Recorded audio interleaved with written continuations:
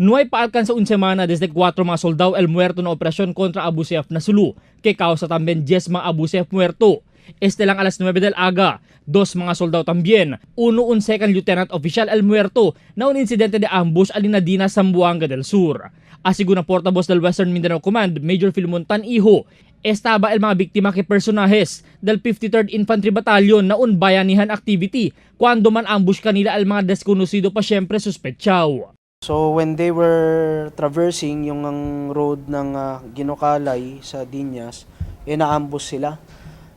Meron tayong reported na 2 casualty, one of which is yung officer at isa sa tropa niya. Hindi pa natin pwedeng sabihin yung pangalan nila pending the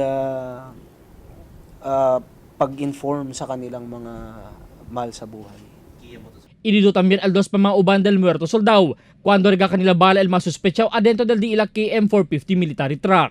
Por causa con este, un hot pursuit operation aura el takundusi el militar. Un RPG también el yaman pilit na vehikulo del militar que bueno no hay rebenta. Y responde también a sigun el explosive ordnance team del Philippine Army.